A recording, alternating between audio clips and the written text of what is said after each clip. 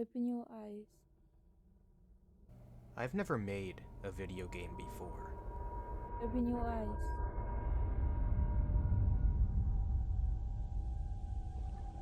Wake up, Jake.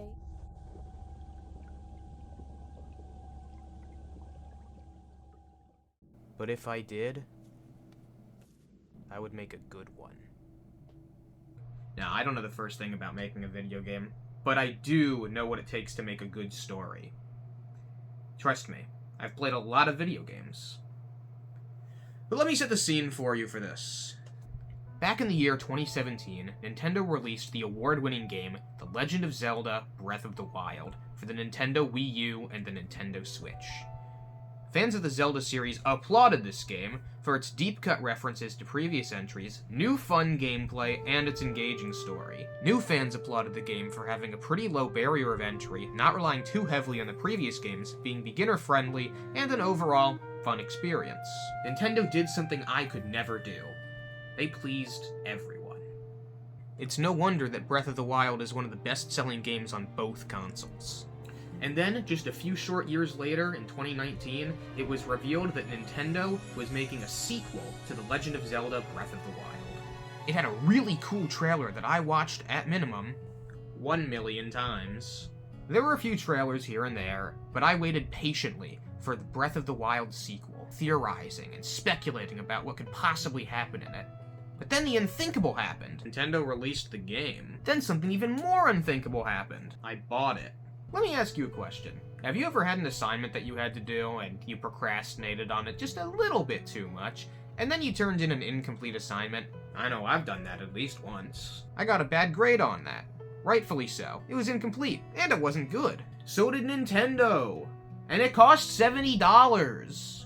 Tears of the Kingdom is not a good sequel. I'd argue it's not even a very good game. It's fun at times, but not a great overall experience. There is no reason for this game to be the most expensive game on the Nintendo Switch when it doesn't even have as much content as its predecessor. It has no DLC, and you still can't pet the dogs. This game falls flat on almost every front, from its story to its gameplay mechanics, to its world, its useless content, its not fixing holdover problems from Breath of the Wild, and its very status as a sequel. So let's talk about it.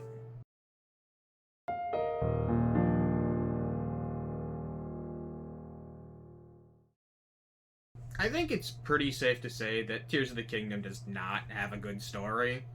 It's honestly a little sad because Breath of the Wild was fairly light on its story content, which left Tears of the Kingdom with the sky as its limit. And it definitely went to the sky. It didn't do anything when it got there. If there's one thing that everyone could agree on, it's that while not having as layered a story as other Zelda games, Breath of the Wild still had a really good story. And we have to talk about that first before we can talk about why Tears of the Kingdom failed so miserably. But first, let's take a look at the basics of writing and figure out how these games all stack up to it. Who is Breath of the Wild? He's that guy right over there! What is Breath of the Wild? He's an awesome game. I love this guy. Where is Breath of the Wild? He's right over there. Look at him go! When is Breath of the Wild? 2017 until now. It's still relevant. Everybody talks about it. Why is Breath of the Wild? Why not? Everybody loves that guy. How is Breath of the Wild? He's doing great! And lastly, was it worth it? Yeah, everybody and their mom wanted to make the next Breath of the Wild. Even Nintendo. Okay, now we can actually get into it. In Breath of the Wild, you play as Link, who wakes up with no memory in the Shrine of Resurrection and hears a voice in his head telling him to open his eyes and go save Hyrule. He gets the Sheikah Slate and gains some new abilities for it, and then talks with an old man who turns out to be King Rombos Promise Hyrule! No way, are you kidding? Who, along with Impa later, who elaborates on it more, tells Link the backstory of the game. The Great Calamity was a prophesized event that would happen every couple thousand years. About 10,000 years ago, the Sheikah created the Guardians and the Divine Beasts in order to stop Calamity Ganon. But after doing so, the old king feared the technology and had it buried beneath Hyrule. 100 years ago, King Robust Promise Hyrule! Fearing the resurgence of the Calamity, had all of the technology dug up and new champions appointed to command the Divine Beasts, and Link as the new hero of Hyrule. However, not wanting to get bodied by the Sheikah tech again, Calamity Ganon used his malice to corrupt the Divine Beasts and Guardians, and bring Hyrule to its knees, killing the champions and Link as he made his final stance protecting Zelda. And then he was taken to the Shrine of Resurrection where he slept for 100 long years. And it's at that point that you're given your paraglider and your main quests, and then let loose upon the entirety of Hyrule. Your main quests are to free the Divine Beast, recover Link's lost memories, and defeat Ganon in order to save Zelda.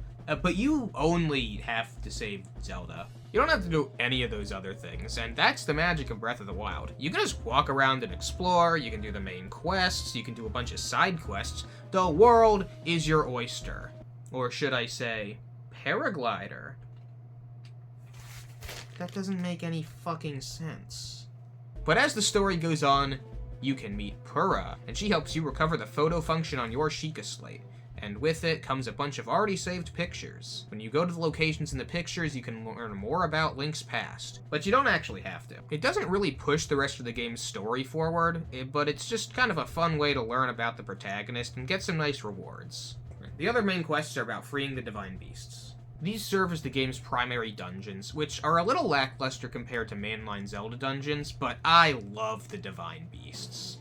Their atmosphere is what really brings it home, and while they're not really all that challenging, I really like them. They're just awesome. But when getting ready to take on each Divine Beast, Link gets a memory about his interaction with each Divine Beast's respective champion from 100 years ago. Again, these don't really push the story forward, they're just more about character interaction and how you knew these people 100 years ago, before they died. They don't detract from the story at all. They build it up a little bit, but without directly being, shoving it in your face, you know? Obviously Link had relationships with these people, and it's just nice to kind of see how each of them were different, but, again, it's not essential. It's just a little fun thing to add in. With each Divine Beast that you rescue, you gain a new ability thanks to the freed spirit of that champion. And after that, you can take down Calamity Ganon at Hyrule Castle, which serves as technically a 5th dungeon, but it's laid out really differently. You can manipulate all of the Divine Beasts in some way, you can't manipulate Hyrule Castle. So I don't really consider that one a dungeon. It's kind of more just like an enemy gauntlet that's kind of annoying to get through sometimes. I still get lost in it. Upon reaching the castle's sanctum, you face off against Calamity Ganon, an amalgamation of malice and Sheikah machinery. When facing him, he's kind of an underwhelming boss fight in terms of his combat. He's not that hard. None of the bosses in the game are. But he is a 10 out of 10 on the atmosphere. One of my favorite final bosses in any game. Genuinely. Again, he's not that hard, but he looks really cool. The Sanctum is awesome. It's good. With help from the champions and their Divine Beasts, you win, and then Ganon turns into his pure, raw hatred, Dark Beast Ganon. Which isn't really a final boss, it's kind of just a shooting gallery game where you ride around on your horse, or my motorcycle, and you shoot at the glowy spots on him, but again, the atmosphere is really cool. Once you complete that, Zelda appears and says one of the coldest lines in video game history. Link, you may not yet be at a point where you've fully recovered your power memories. But courage need not be remembered, for it is never forgotten.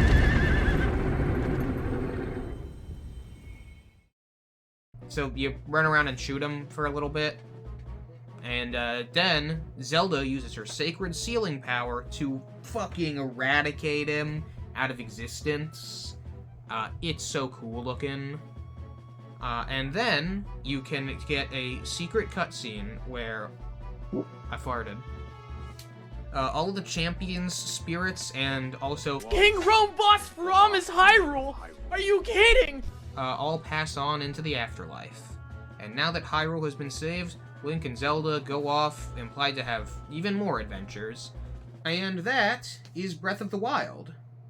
It's not the most story-focused game, especially not by Zelda standards, But, for what it's worth, the main focus wasn't meant to be the story, it was meant to be the world, which the game achieved beautifully, I would say. I know I didn't spend a lot of time talking about it, but it's more of an experience, you have to see it for yourself. And, you know, like I said, it achieved that beautifully. Tears of the Kingdom, on the other hand, does not fare so well.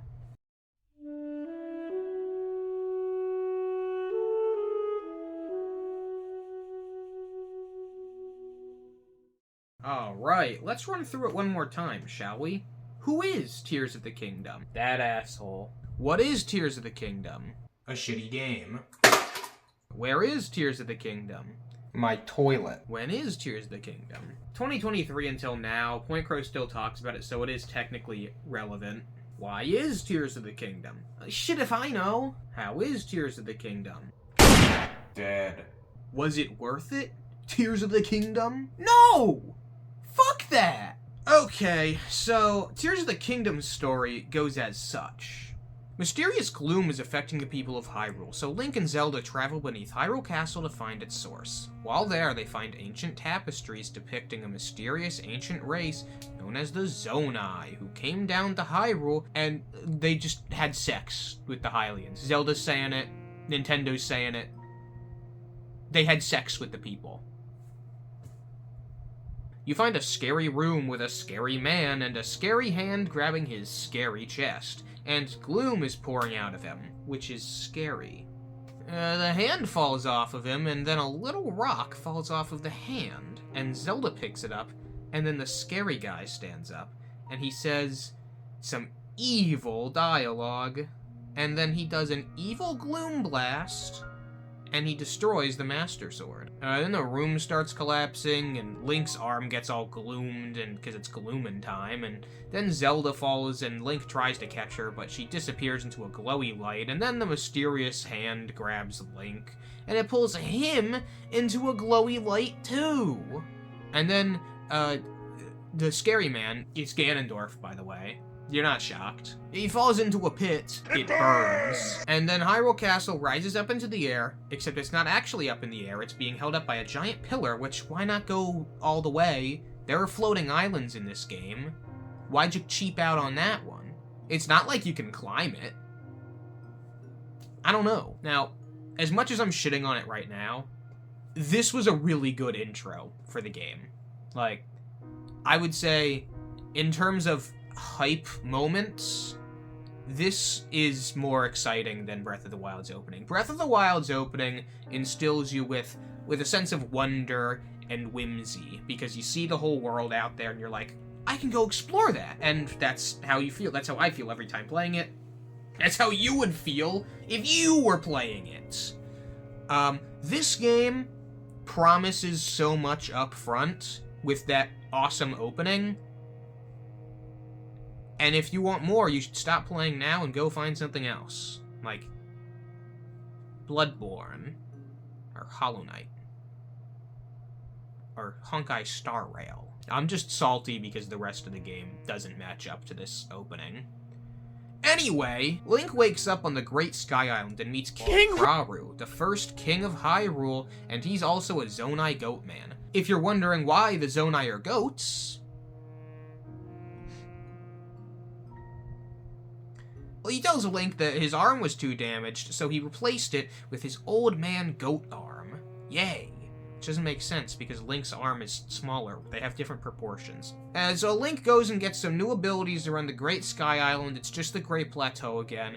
And then he goes to the new Temple of Time, which has no reason to be called the Temple of Time, because there's already a Temple of Time. Let me know when I say Temple of Time too much. And then, he goes in and he puts the Master Sword into a glowy orb, and then it just disappears, and then we see Zelda somewhere else pulling it out of the glowy orb. I don't know. Then Link jumps off the Great Sky Island into a pond, and then you're set loose on Hyrule, noticeably without your paraglider. So the world is not your paraglider. It wasn't funny the first time. It is actually possible, allegedly, to explore, like, the entirety of Hyrule, pretty much, without your paraglider. I've heard that a lot of people did this somehow. I don't know how, but you can. And it's because they don't give it to you at the end of the tutorial like they did in Breath of the Wild. And that, not having full content, just, you know, what you're supposed to have given to you, is a theme throughout the rest of the game. So what you're supposed to do is go to the only new settlement in the game, the only one, 6 years, and they added one new location, Lookout Landing, and it's okay, and Purah is there, and that's really cool. Purah is really good. And she tells you to go talk to some randos at Hyrule Castle, so Link goes there, and then he sees Zelda, and then she disappears, and then you go back to Purah, and then she gives you the paraglider, and then you use it to activate the first new Skyview Tower, and then you can go explore Hyrule with all of your necessary abilities and equipment. So Link is supposed to go and investigate all of the regional phenomenon affecting each of the different tribes / races across Hyrule, and you do. You don't have to. It's like in Breath of the Wild. You don't have to do it. I don't know why you wouldn't, but you don't have to. So he investigates into the regional phenomenon, and, you know, some natural disaster thing is happening, except for the Gorons, who are having drugs. Yes, that's actually what's happening.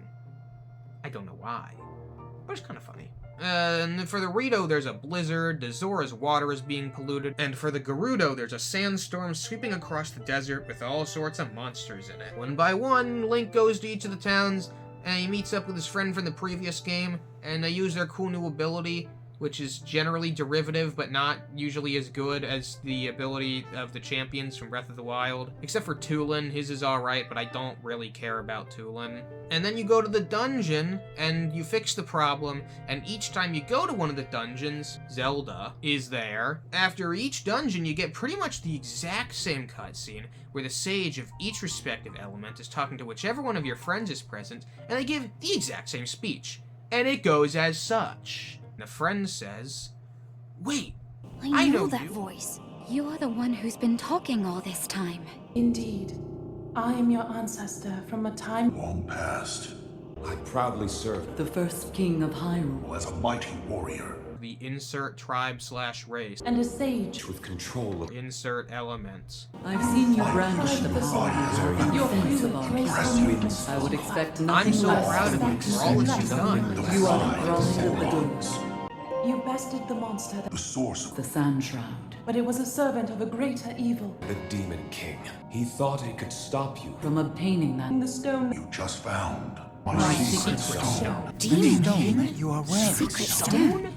This is a lot to learn all of a sudden. you will understand soon enough. and it is important you know more about the stone and the Demon King. Then listen carefully to what I have to say. A tale of Imprisoning war. And the destiny That shaped our people. And then they all give the exact same retelling of the Imprisoning War, and how Rauru entrusted them with the secret stones, but it's no match for the Demon King, and then Rauru sealed himself away in order to stop the Demon King. the rest of us survived that climactic battle. And then sometime later, Another of the 6 sages. the Sage of Time. She set Insert tribe / race. duty in stone. The Demon King will return. The magic binding him will eventually be undone. When that time comes, a noble swordsman named Link will oppose him. You must help Link, but Link will need help. Lend him your power. The Insert tribe / race. control of Insert elements. the path of Insert tribe / race. Was clear. It will be an honor to smash the Demon King. Will you help Link? And then they're like, sure! And then the cutscene happens 4 different times, and it's 10 minutes long. It's 40 minutes of the game. I don't really know. I don't remember if you can skip it. I'm sure you can, but like, you're expecting something different, and then it's 40 minutes. I could have watched like 2.5 episodes of Dr. Stone. Anyway, then you go back to Lookout Landing, and then you see Zelda at the castle. So you go up to the castle and fight through a bunch of enemies, and it's not really a dungeon, and it's kind of boring. And then you get to the Sanctum, and you find out that Zelda wasn't really Zelda, it was actually Ganondorf the whole time! What? Then you fight all the Phantom Ganons, and then Link's about to get gloomed again, and then the sages show up, and then Ganondorf shows them a spooky vision with a horse he never rides in the game. And that's when they all realize that there was another sage in the vision, and so Link goes off to find the Sage of Spirits, Mineru. Link finds her in the floating islands above Faron Woods. After finding her, Link goes to the depths, to the ancient construct factory, which is the 5th dungeon in the game, and you build her a new body, after which you go to the Spirit Temple and fight a boss, and then you get the secret stone, and then she tells you about the story again, but it's not as bad this time. And then Link, when he has all the sages assembled, he's like, I should go and get the Master Sword. He finds out it's on top of the Light Dragon in the sky, and so you gotta find a way to get up there, and you're probably gonna build a hover bike or whatever, and then you go up there and you pull the Master Sword right out of his head, and then you go and you fight Ganon, and then you go beneath Hyrule Castle again, and then you fight through all the Demon King's forces, and then you fight the Demon King, and it's not that exciting. It's a pretty underwhelming boss fight, and the sages don't actually help you at all. I don't know, like, to be fair, the champions in Breath of the Wild didn't really, like, they were really underwhelming too. They just shoot a big laser and half Ganon's health. But, like, it looked really cool. I can't really defend it. It's not that good, but, like, it looks cool at least. But, this one, they show up and then he, like, smacks them into a wall. That's it. Halfway through the fight, Ganondorf goes full-on Demon King mode, and then he uses his secret stone, and look at his health bar, it nearly goes off the screen. I like that part. Then Link beats him up again, because he's still really not that hard, and then he gets mad, and he declares that he won't lose to a mortal like you. And then he, eats this secret stone because it's like a fruit gummy or something, and then he turns into a big freaking dragon, and then he flies up into the sky, and then the Light Dragon shows up and it breaks Link's fall. And then you have to fight the Demon Dragon, which is like Dark Beast Ganon. It's not that challenging, but it's really cool, and so much more atmospheric. It's, again, not that challenging, but it is so much cooler than Dark Beast, and this is my favorite part of the game. Like, again, not that hard, it's not that long, you can draw it out as long as you want, it kind of gets lame if it takes too long, but, it's really pretty, and I like it a lot.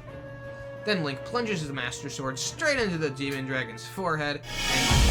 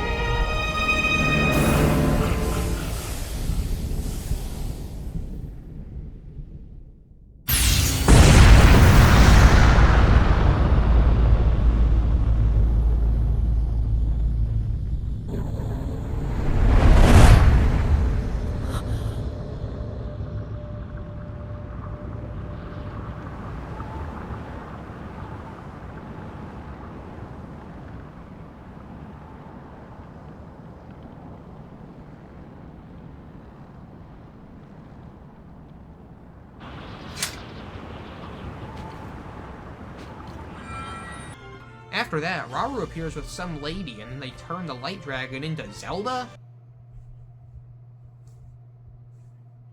Also, they give Link his arm back. There's honestly a decent emotional part, you know, where Link is diving down through the clouds to actually catch Zelda, like he failed to do in the beginning of the game. And then she wakes up, and she's like, I've been asleep for so long, but I knew that Link would save me. I'm pretty sure that's exactly what she said. And then the game ends, and the player is left with way more questions than they're given answers to, and that's when you realize you missed half the story because it was completely optional.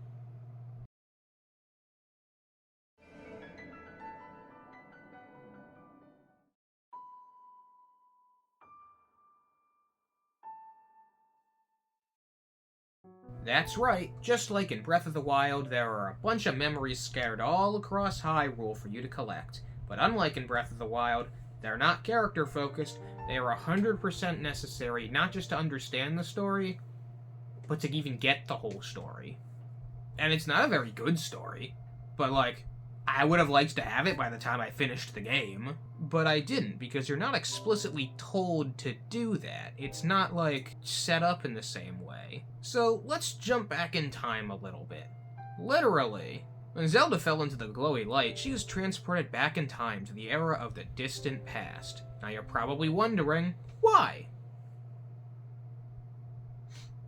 Anyway, she meets a weird goat man named Rauru and his hot wife Sonia, who is a Hylian, and they say that they are the first king and queen of Hyrule, and Sonia says that she can sense a blood connection between her and Zelda has her powers of time and Rauru's powers of light. And, sidebar, quick powwow real quick, what the fuck is that? Why does Rauru have the light powers and Sonia has the time powers?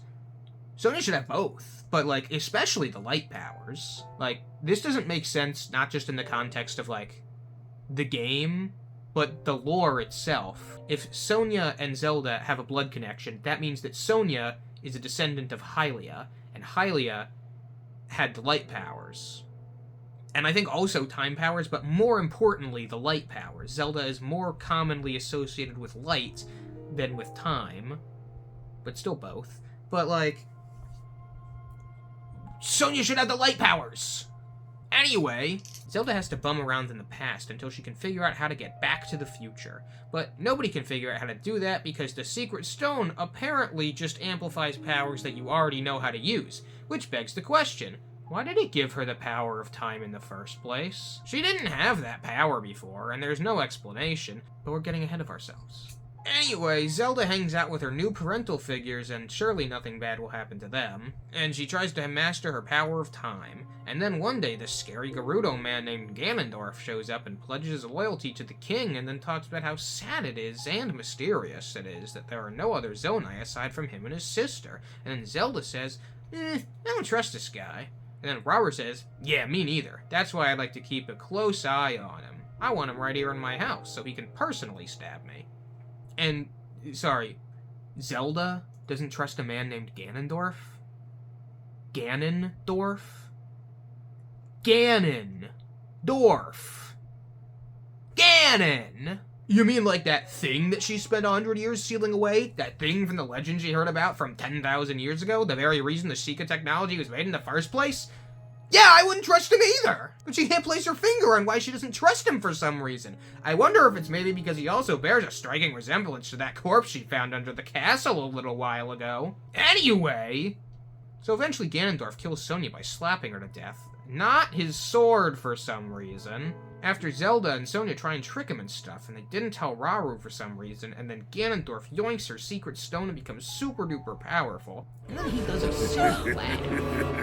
Then Zelda, Rauru, and Minoru assemble the other sages, and they give them their secret stones. And they go fight Ganondorf, and then Rauru has a pretty badass scene where he seals away Ganondorf, and this is actually what Minoru was talking about in her sage flashback. And there's also a secret scene afterwards that I forgot to talk about, where Minoru is at, this actually happens first, she's like, yeah, well, there's only one way that you could go back to the future, and you have to eat your secret stone and turn into a mortal dragon, but that's not allowed, it's against the rules, so you can't do that. And then Zelda's like, oop, okay, I guess I'm stuck then. Sad face. After you get all the memories, the Light Dragon drops one more memory, and it shows Zelda eating the secret stone. Oh no. And it's, you know, it's pretty sad. It's a decently emotional scene, and she does that, and then she grabs the Master Sword, and, you know, and she turns into a dragon, and it's all sad, but the emotion falls flat because the rest of the story exists, and there is no emotional weight behind the rest of that. And it's all really convoluted and dumb. Also, if the sages saw that happen, why didn't they tell Link that Zelda is the Light Dragon? Did anybody try with this game? I don't think so. Again, I have to stress that, like, most of the questions in this didn't get real answers. Across, like, half the story, there's this phantom Zelda running around, and everybody seems too stupid to realize that's not the real Zelda, despite the fact that they know the real Zelda is in the past. They can see her in their visions. Are they trying to trick the player into thinking that it's Zelda? That can't be, because we know that she's somewhere in the past. We saw her get the Master Sword at the end of the tutorial. So it's just really stupid and annoying, and also infuriating every time we go to a main story quest and Zelda is there. And I guess Link is just like, oh yeah, the person that's off in the distance doing vaguely evil things and who we never get a clear look at? Yeah, that's my girlfriend, Princess Zelda. But there's no reason for any of that. It's not a mystery. It's not good storytelling. It's a big fat nothing. On top of the big fat nothings, this story is just a really poor and lazy retelling of the Ocarina of Time story. Kind of. Specifically with the throne room scene, it's almost directly lifted from Ocarina of Time, where Ganondorf shows up, he pledges his loyalty to the King of Hyrule, makes a thinly veiled threat, and then Zelda says that she doesn't trust him. The only difference is that this time, Ganondorf has no actual motivation at all. He's not, like, a real character in Tears of the Kingdom. He's kind of just like a plot device. Like, we need a bad guy, so there he is. Oh no. He doesn't really have a backstory, he's kind of just evil. There are also no consequences for finishing the game without having all the memories, which again is like half of the story. Story with quotes. So like, if you do finish the game without getting all of them, you're just gonna be really confused. That's the consequence. There is no reason Link gets his arm back other than to return things to the status quo, and in fact, turning Zelda back into a person from the Light Dragon completely nullifies her sacrifice in the first place. I'm not saying I don't want Zelda to come back. I'm not asking Nintendo to kill her. I like Zelda. Specifically, I like this Zelda. I like the Zelda in this one. Not this. She was a good character. You know, like, turning her back kind of makes the fact that it's like a forbidden thing, eating the secret stone, it kind of takes that away from it when it can just easily be undone. And again, on top of that, I really liked Zelda in Breath of the Wild. We see quite a bit of her in the memories, and next to Skyward Sword, she is definitely the most present and fleshed out version of Zelda.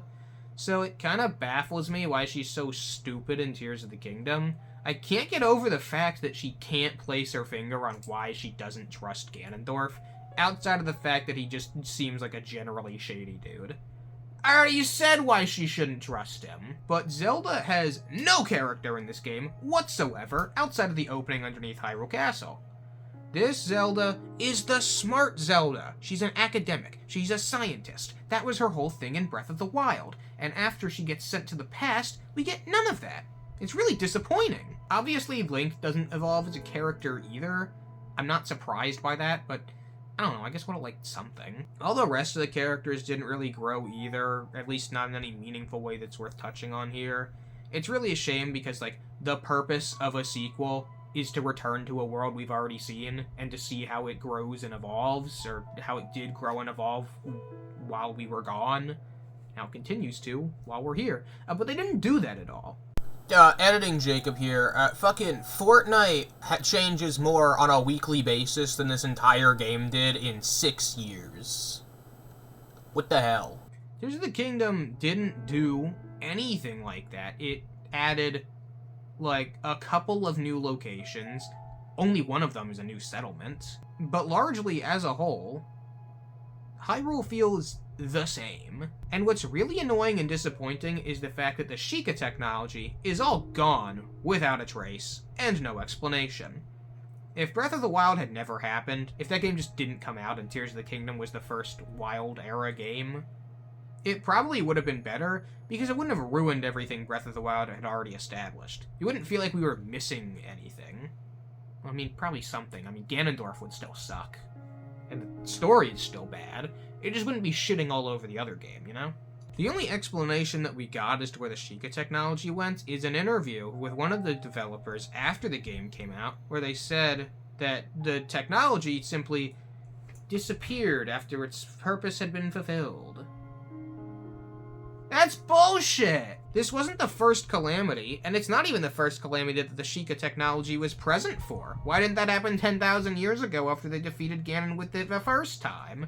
It's a lazy explanation to get it out of the story, and replace it with a vastly inferior technology system, that being the Zonai tech, which is really, really bad and lame. But also, not all of the Sheikah technology is gone. Like, the Skyview towers are made out of it, the Purapad is, you know, your Nintendo Switch. So why is the rest of it gone, but not that? But that's enough on the story right now. Tears of the Kingdom has committed many other sins, and now we have to talk about those also.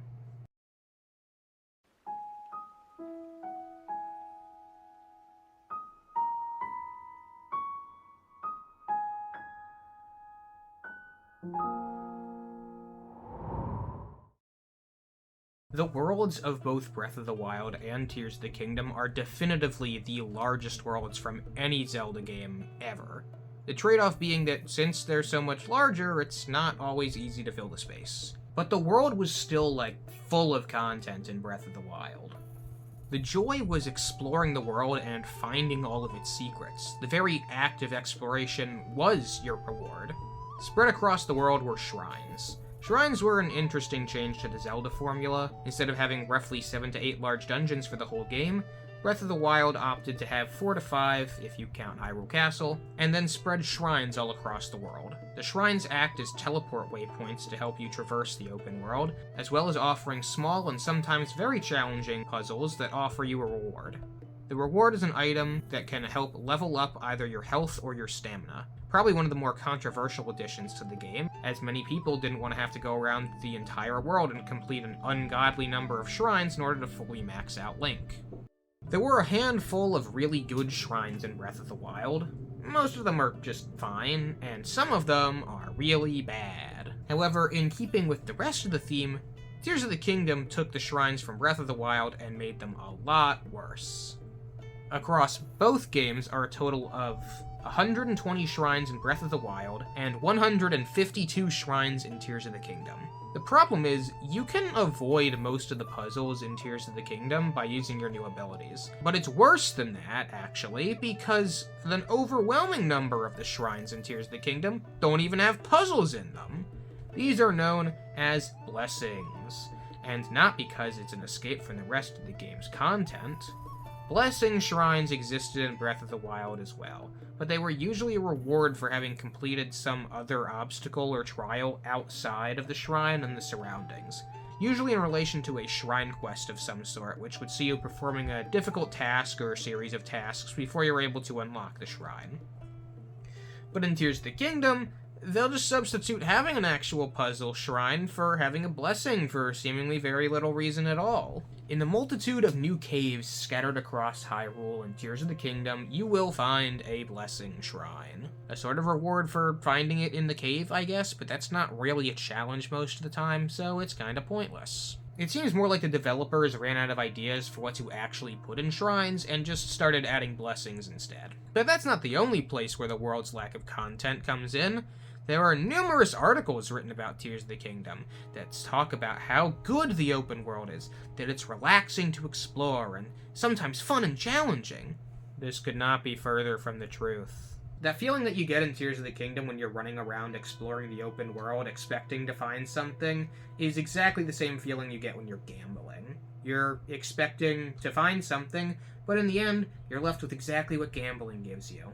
A sad feeling. And that is not how I like to gamble. This is how I like to gamble.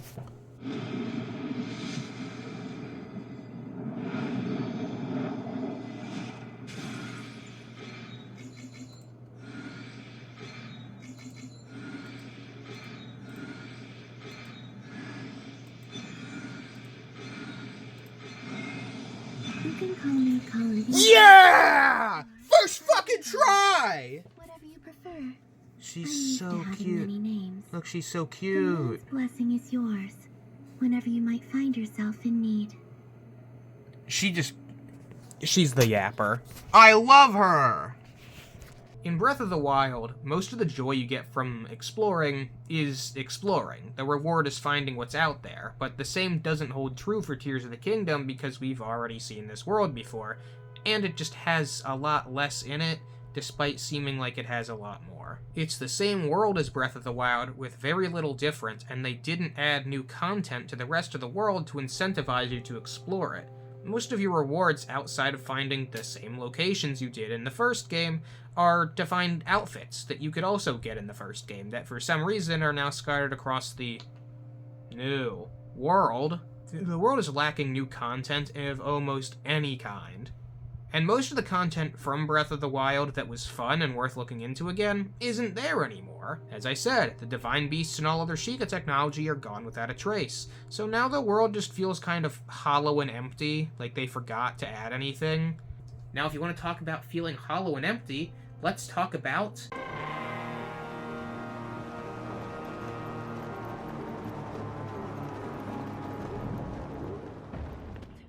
Fans of the game leading up to its release said that the Depths was Tears of the Kingdom's best kept secret.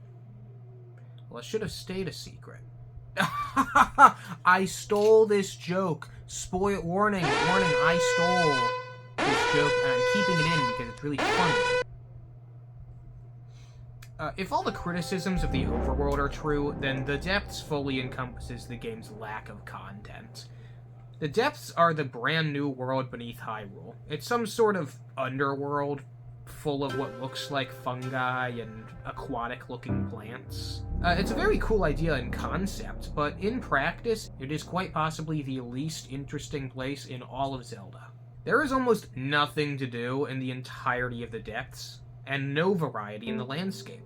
It's truly baffling. Here's an analogy that I also stole. I would come up with one on my own, but I really couldn't come up with a better one than this. Imagine this, an entire Hyrule-sized plain, sectioned off by walls that you can't climb, and it's only grassy plains and a volcano. There is no day-night cycle, and you can't see all of it. That's the Depths.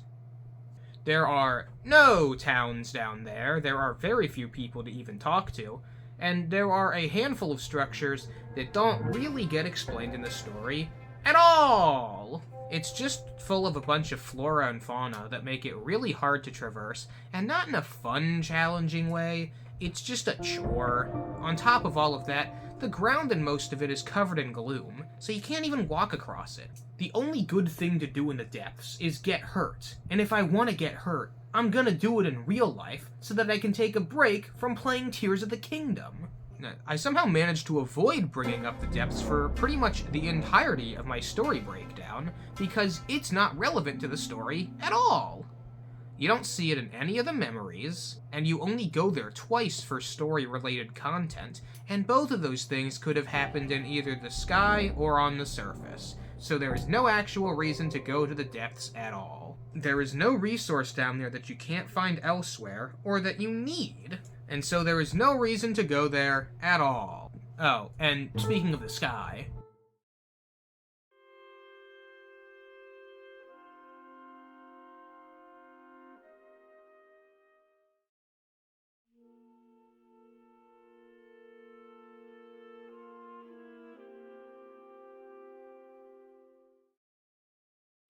The sky was the limit. That's what I said when I was describing Tears of the Kingdom. Unfortunately, the sky is in fact very limited. Outside of the Great Sky Island, which you really don't need to go back to after the tutorial, the sky holds practically no content. It's kind of funny because the entire marketing of the game was around the sky. Most of the trailer footage showed Link running on the Sky Islands and jumping off them to dive back down to Hyrule. But most of the islands are smaller than the room I'm sitting in right now. It's not that big. It's really disappointing because the only other game in the entire series to have anything of like real substance in the sky was Skyward Sword. And Skyward Sword was awesome. but most of the islands didn't really have that much content on them. But hey, it's nice to see that Tears of the Kingdom is following that tradition, because practically nothing in the sky has any content. They're just a high place on the map for you to get a teleport waypoint, and then you can just jump off them and glide forever. The few islands that do actually have content on them don't have anything good on them, but there definitely is something on them. There are a few islands that have actual puzzles, not just shrines. Most of them are just shrines, though. In 3 areas on the map, there are structures called the Lomai Labyrinths. These were very interesting in Breath of the Wild. They held mysteries, as they weren't built by the Sheikah, yet they housed Sheikah shrines. There was no explanation in Breath of the Wild as to what their purpose was or why they were there. The same holds true for Tears of the Kingdom, despite the fact that they were made by the Zonai, who are, seemingly, very important to the game's story. Floating above the Lomai Labyrinths in Tears of the Kingdom are the exact same labyrinths, but now there's a second one, and it's in the sky! It's cool because it's a low-gravity area, and there aren't a lot of those in the game, and there's 3 of them right there. But all you really do is jump and glide around to unlock some terminals, and then dive down underground to fight a reused boss, and it's not that challenging. It's not that fun, and it's not that rewarding. Your reward for going through all of that is a recycled piece of armor from Breath of the Wild. And since there are 3 labyrinths, that means if you want the complete set, you have to do all 3 of them. And spoiler alert, it's not worth it. There are also a handful of ruins that have fallen down from the sky. It's also really not that interesting, and they're not very story relevant. Just kinda happened in like 2 spots on the map. 2 of the game's dungeons are also located in the sky. Neither one of them are very good, but one of them is really bad. So it has that going for it. At the end of the day, it's kind of more impressive how much nothing there is to do in the sky, considering that was the game's primary marketing push for its exploration. Apparently in an interview that I can't find, with some of the developers, they said that they originally had a lot more content in the sky, but were told to cut down on it because it detracted from the rest of the game. Why? I'm baffled by this, because the depths are completely worthless. At the very least, if there was content that was unnecessary in the sky, it would have been more interesting, because it's in the sky. It wouldn't be in a cave, and it wouldn't be covered in gloom, so you could actually, like, look at it.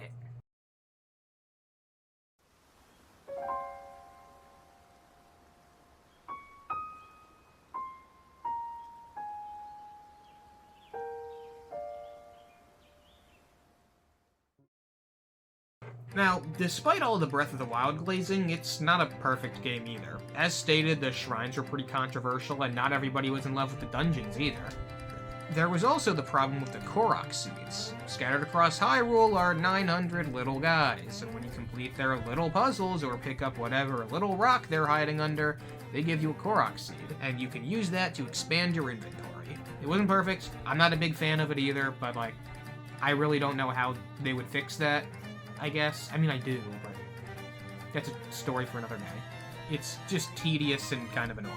But Breath of the Wild's main problem was the lackluster side content. Most of, if not all, other Zelda games have had very engaging side content, and characters.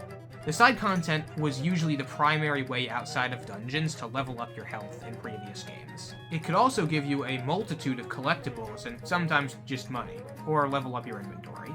However, in Breath of the Wild, you level up your health and shrines and your inventory with the Korok seeds, and you can just buy all of the other items that would typically be given out through quests. So there's not really a reason to do the quests. The only quest rewards you really get in Breath of the Wild that are worth anything are more outfits that you can't find out in the world and you can't buy. But it's not really necessary to collect them because, like, any ability that they give you, you can just get through another piece of armor that you can buy or find somewhere else. So it's just not really worth it. You could also get meals or money, both of which you can just get by selling things or cooking recipes yourself. There's really only ever one quest that I ever liked in Breath of the Wild, and I do mean it's like the only one, and that's the quest where you buy a house. It's really as simple as that. You buy a house, and then you pay for all the furnishings, and that's it. You have a house. I can't say for certain whether or not there are other good quests in the game, because I just didn't want to do any of them. I'm not a big side quest guy in the first place, but, like, I wish there was a little bit more that was engaging. Like, the couple of quests that I did do weren't very fun, and so they didn't really inspire me to go off and look for more engaging quests. They just never really gave me an incentive to seek out more that might have substance to them. And in following with the theme here, Tears of the Kingdom is exactly the same. You gain nothing from doing any quests in the game, and once again, there is a quest where you buy a house. Except for some reason, despite having more options with it, I always found it feeling more, like, hollow and empty, like the depths. Instead of just buying a house and then buying all the furnishings that you're offered, you buy specific house pieces and stick them together yourself to make whatever house you want. And I just never really felt compelled to do that after the first time. Like, for some reason, it just doesn't really feel rewarding at all. I tried to recreate my house. Unfortunately, there aren't any hallway pieces, so it just looks like this. Look, there's no back wall in my living room. And once again, there's no reason to partake in the side content. Just a quick little thing that I want to point out. So, this doesn't even make sense in the context of the game. I forgot to put this in my script. Like, in universe, how is somebody supposed to build a house like this? Like, Link, it makes sense, because he's got he's got Ultra Hand, so he can, you know, pick up stuff with his brain and slap the house pieces together. How is a normal person supposed to build their house? It just doesn't make any, like, there's a difference between a video game world and a world in a video game. There's just so many things, and I'm not making a whole section on it. Skitty already did that. But there's, like, a whole, like, there are, like, there's a difference between a video game world and a world in a video game, and it's just things like this that kind of, like, break my immersion. Like, in universe, somebody could not build this house. It doesn't, like, and I know it's a fantasy world, whatever, but, like, it doesn't make any fucking sense. Like, people could buy the house from Breath of the Wild. Anybody could have walked up and bought that house and decorated their house and, like, bought all the furnishing. It doesn't matter. It's perfectly normal. But, like, there's just so many things in this game that it's just like, because it's a video game, we don't care. Just do it, because who cares? I didn't talk about the wells, also. Every single well in this game, there's a cave beneath it, and that's really annoying. I don't like that. But anyway, about this, yeah, it's just annoying. Like, I don't like building a house in this. It's not Minecraft. If I want to build a house, I'll play Minecraft. And the people in the world can't do it. It breaks my immersion, and it's annoying. That's it. Goodbye.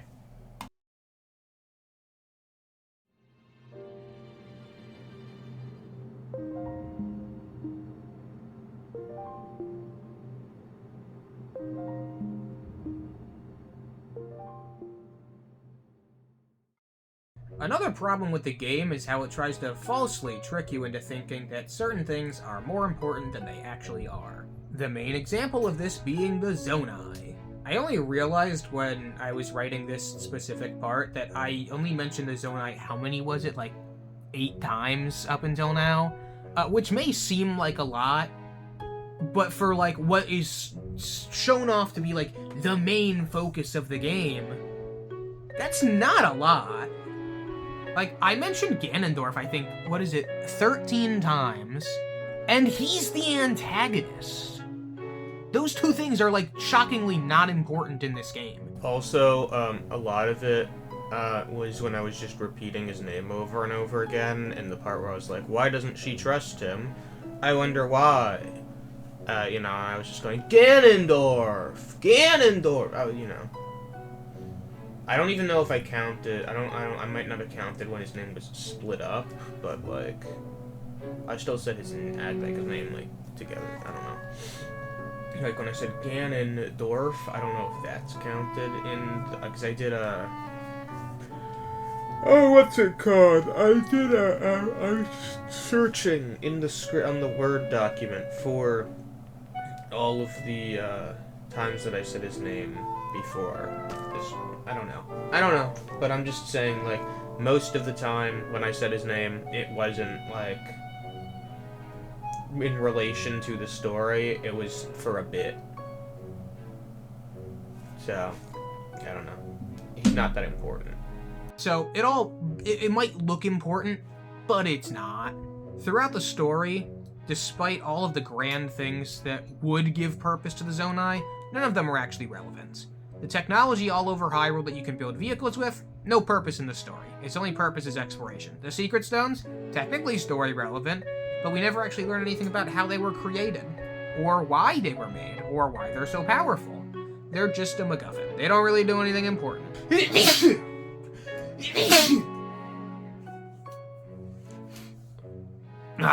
The floating islands aren't even relevant to the story.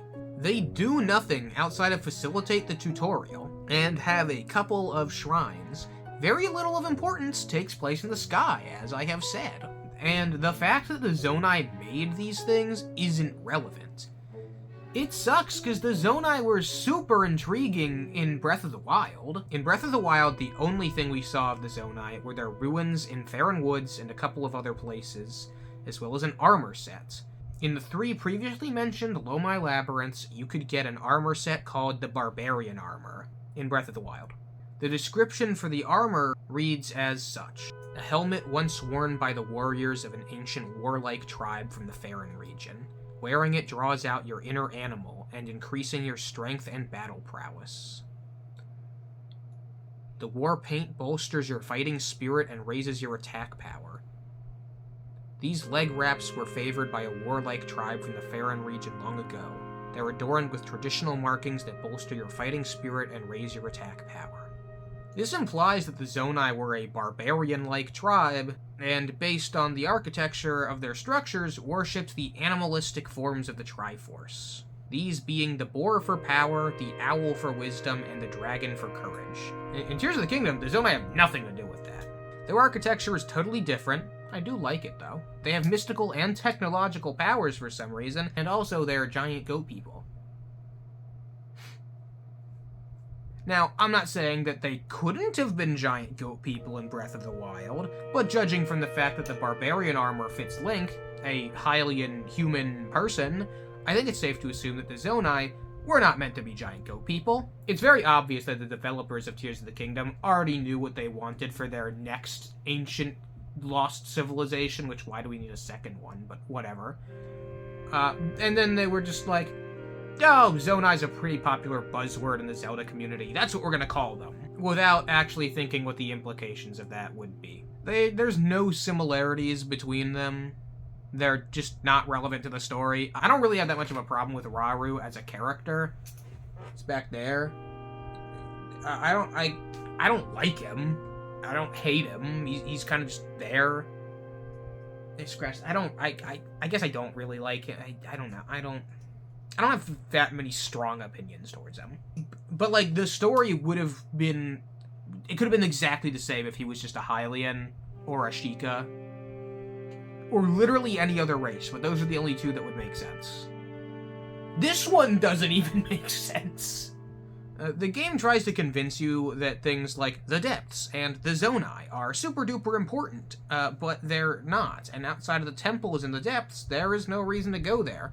And if you blacked out every time that they said Zonai, you wouldn't be missing anything. It's just not important.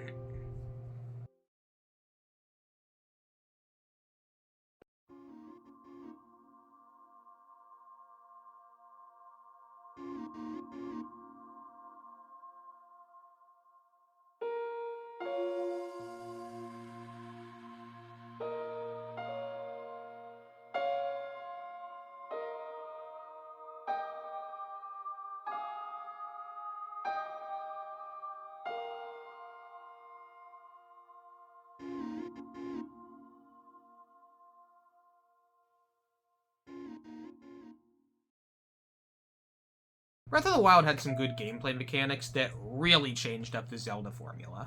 It has these new runes called Remote Bombs, Magnesis, Stasis, and Cryonis. Oh, and also there's a camera.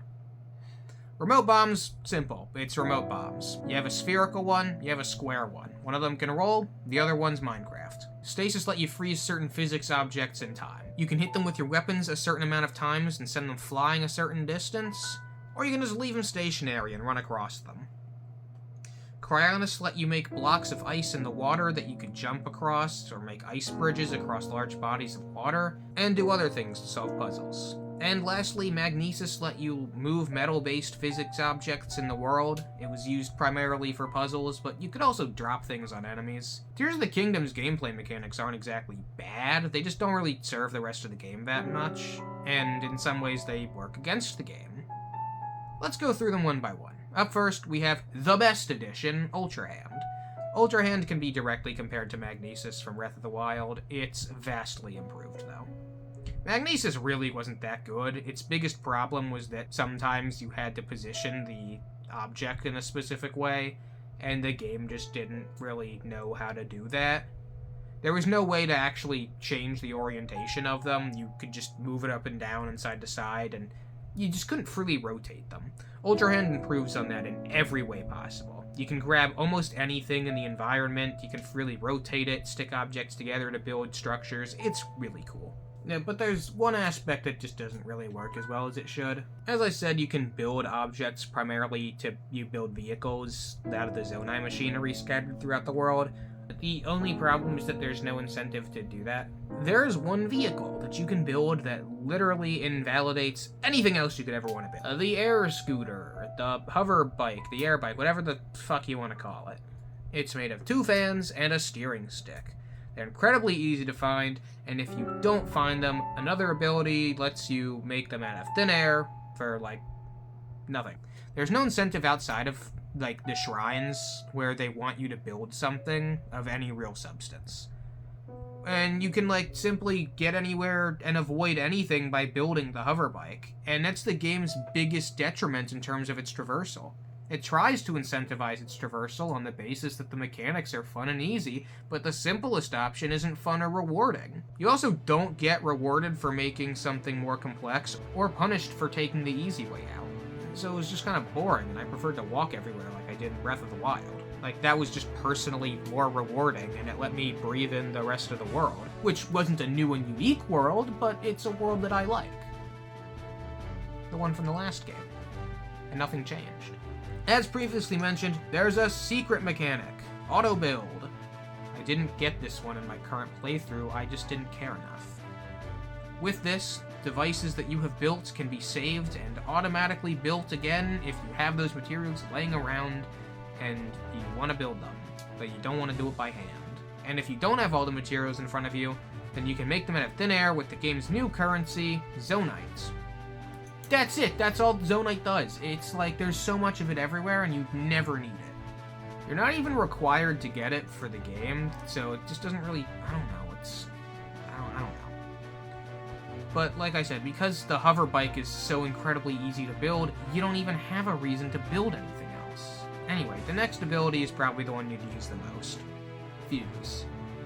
Fuse is used to attach materials onto your weapons and your shields and your arrows. It's pretty fun in practice, and I think the best thing that it does is make you more engaged in the environment and what monsters you're killing, because you're using the monster parts to enhance your own weapons and gear. However, the inclusion of Fuse made weapon durability take a massive hit. It's really annoying because all of your weapons break incredibly easily, even more so than they did in Breath of the Wild. And the only way to fix that is to fuse monster parts onto your weapons. I don't mind Fuse that much, but I don't really like it either. Like, it's cool, but it ruined weapon durability, and that's annoying. It's just annoying that, like, without Fuse, most of your weapons are practically useless.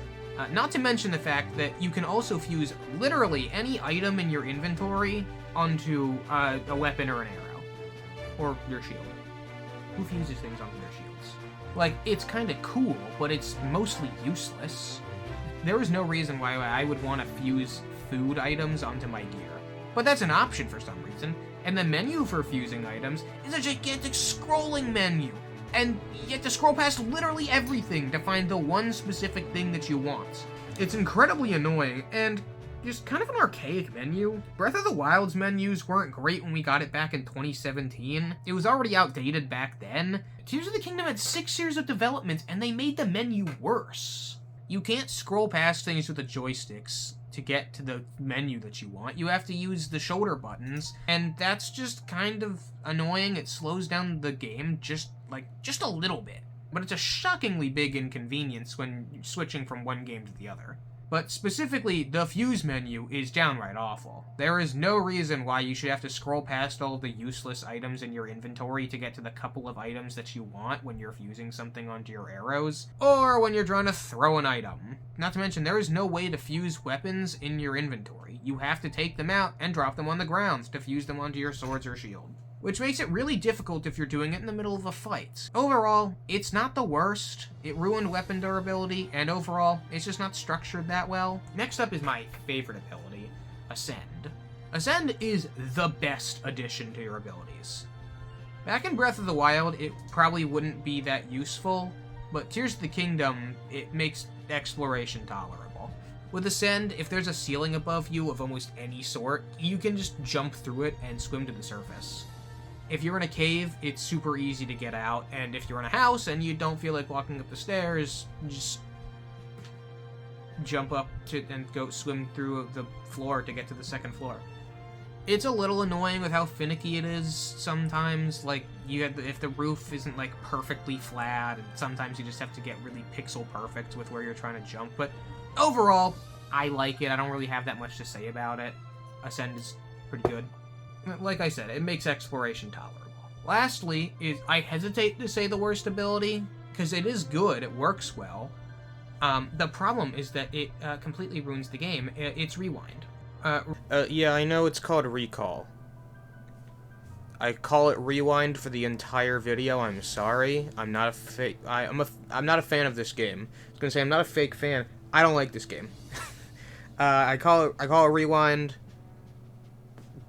I don't know. That's just what my brain categorized it as. It's called Recall. I'm sorry. Rewind is useful to get up into the sky. Falling rocks, will fall, and you can rewind them to go back up into the sky. It's used to rewind the motion of physics-based objects, and that is it. Like, it's cool, but they didn't really think about how it would be used. Like, in shrines, its main function is to, like, reverse a gear or something, which is really dumb. But realistically, Rewind is the most broken ability in the game because it pretty much lets you skip all content in all shrines and all other puzzles. If something is launched across the room in a shrine and you're supposed to go and get it, you can just rewind it back to the starting point and skip the entire shrine completely, defeating the entire purpose of the puzzle. If there's a ledge above you, use Ultra Hand to lift something up, drop it, and then use Rewind to lift it back up and jump on top of it and get over where you're trying to get over. Very rarely is that the intended solution, but you can do that all the time. It takes out the challenge of the game, and some people would claim that this is good because it makes you think outside the box, and it means that you're doing things your own way. They'd say, like, there's more than one way to solve the puzzles, so that's good. But no, it's just bad game design. There's no way that the developers intended for you to skip all of their puzzles that they worked really hard on, I'm sure, by cheesing the game with the mechanics that weren't fully thought out. All the new mechanics in some way invalidate playing the game itself.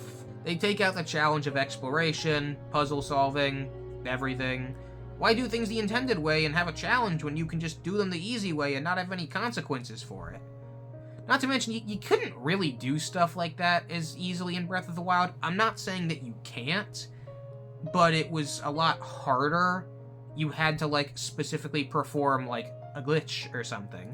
But in Tears of the Kingdom, it's just baked into the game that way. You're supposed to be able, like, that's the intended way of the mechanics working. And it just does, and you can just skip everything. It's dumb.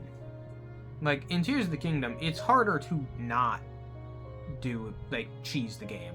But, I will say, the ability wheel in Tears of the Kingdom is so much better than the bar in Breath of the Wild. Oh my god, the bar is so awful. I hate the bar so much. Though I kept, like, when I was playing Breath of the Wild, I kept accidentally using my runes when I was trying to pull up the wheel, but there's no wheel, it's the bar, it's a different button. The bar sucks. Wheel all the way. That's the only thing the game has going for it.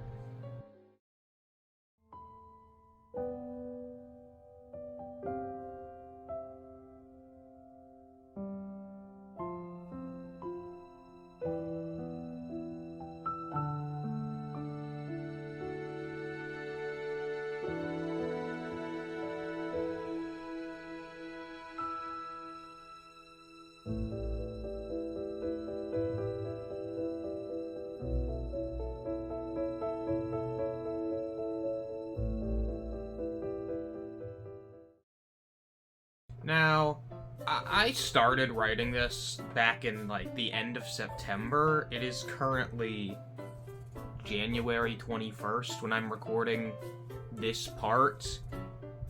I guess editing Jacob will jump in and tell you what time it is, or when it is, when this is about to go live.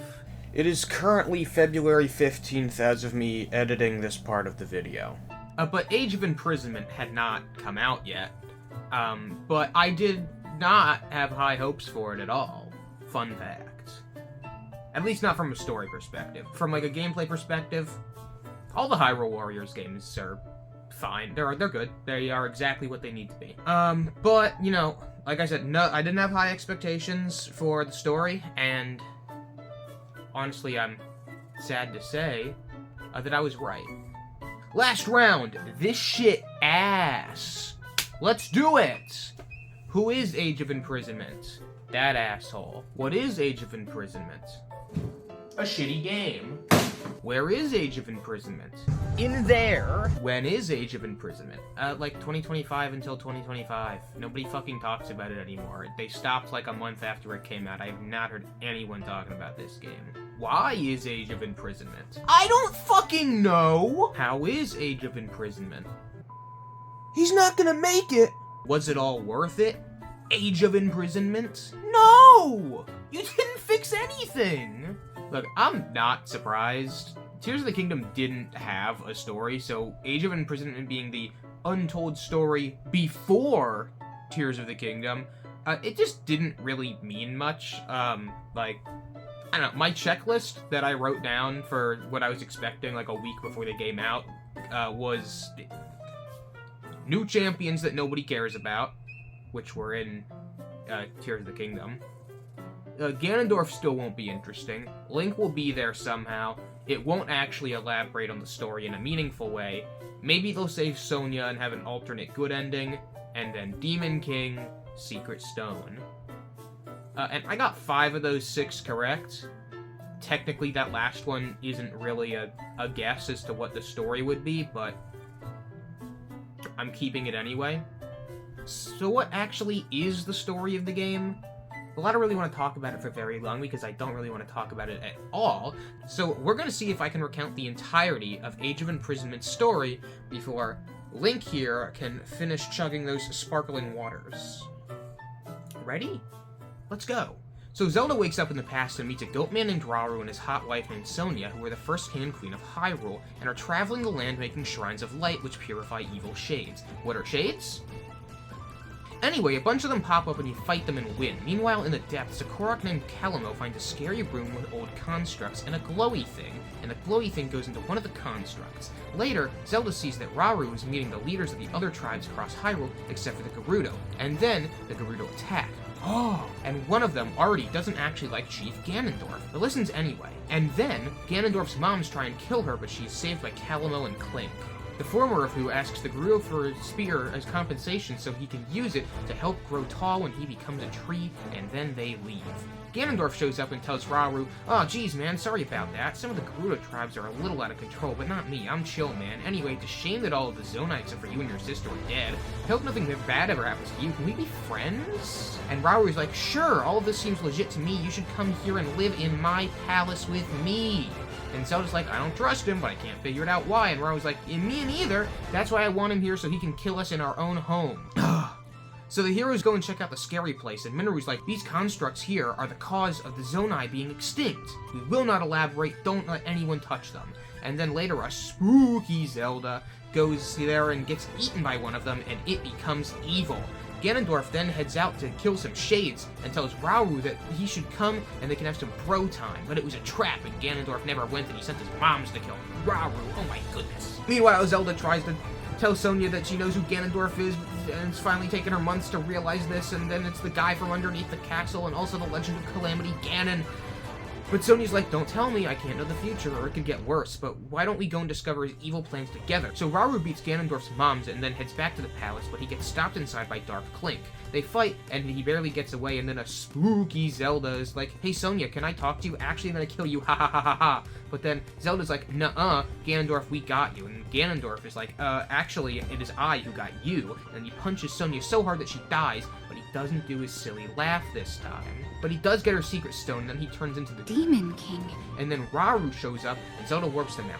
Ganondorf starts taking over Hyrule, and slowly the main characters all group up into champions, and also Calamon and Clink, and they fight these weird blight things. They're only kinda cool, but they're, they're alright, and then they win, and then Ganondorf summons them again, and then Rauru knights Clink, and then the good guys all come up with a plan and they fight Ganondorf, but they lose to lure him down to the final battle, and then Rauru gets his hero moment, and while Clink fights Dark Clink, and Clink kills Dark Clink, but Clink also gets killed, but he also makes a Master Sword for a second, and it's glowing, and it because the shard, the glowy thing, was a Master Sword piece, and then Dark Clink dies, but so does Clink, I said that already, and then that's the only part in the game that made me feel any emotion at all, and it was really sad, and then Calamon plants himself right there to honor Clink, and then the game ends, and that's it.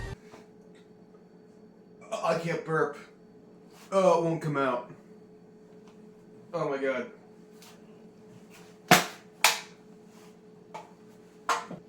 Ah!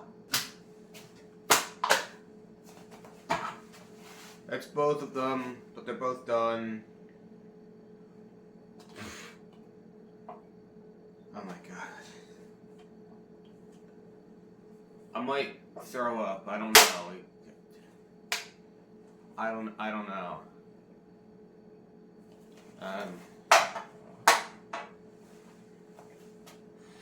Let's go kill Ganon. I have to kill Ganon now. My girlfriend is a freaking worm. Oh my god. So, yeah.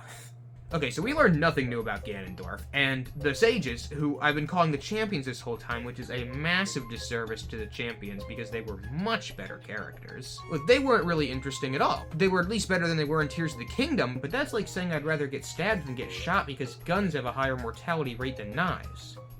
I don't want either one of them. I've got a lot more to say about Ganondorf, but we'll get to that in the Ganondorf section, so bear with me. The game didn't really add anything to the overall experience of Tears of the Kingdom. I would say overall it is probably a better game than Tears of the Kingdom, but that doesn't mean I want to play it. I didn't play it. I don't own a Switch 2. I don't plan on buying one anytime soon, and even if I did have one, I wouldn't give Nintendo another $70 that they don't deserve for a game that isn't really very good. I have way more important things to waste my money on. Oh yeah, look, this is my Ninjago shelf with all of my ninjas. Look at all of it. I got almost all the 10th anniversary minifigures. I'm just missing Mia. I got the bounties flying up there. Look at that. I think what's important is that we touch on the fact that the game doesn't address probably the things that everybody cared the most to learn, which are massive plot holes in Tears of the Kingdom. That being the fact that Rauru and Sonia don't have an heir. Now, I'm not saying that I want to see the furry child, but we need to see the furry child, okay? It's not my fault that they made Rauru a goat man, or that Sonia thinks he's hot, which he isn't, but we need to see the furry child. There was none in Tears of the Kingdom, and they still don't have one in Age of Imprisonment. This is a massive plot hole, and, you know, they don't have an heir. If they don't have an heir, who did Zelda descend from? Sonia deliberately said that she can sense a blood connection between them, but they never had a child, so therefore, Zelda doesn't exist. And that's it. Genuinely, I have nothing else to say about this game other than talking more about Ganondorf. It left, like, no impact on me. I don't plan on talking about it again. There's actually another plot hole that I almost forgot, because I didn't write it in my script. So, in Tears of the Kingdom, there are the shrines everywhere. Obviously, this is a huge gameplay thing. There's gonna be the shrines everywhere. They don't, like, they very loosely explain what the shrines are for. They say they're here to purify the darkness and make it light, or whatever. And then, that's it. That's all they said. And that was like, okay, cool, I guess, whatever. I didn't question it. Then, in Age of Imprisonment, they had, they showed that Rauru and Sonia go across the lands, building the shrines to purify the light, like I said. So my big question is, why are there puzzles inside of them? The shrines in Breath of the Wild made perfect sense. There's puzzles in them because they were made as tests for the hero, but in Tears of the Kingdom, I don't know why there's puzzles inside of them. They're made to purify the light. By that logic, they should all be blessings. Now, I don't want that. I hate the blessings. They're not fun. But, like, why are there puzzles? That doesn't make any sense from a lore perspective. Or a storytelling perspective. Or anything. And my working theory is that there are puzzles in them because that's Raru's idea of a guy's night out. They'll all go to the shrine and run through a few puzzles. That's all I got.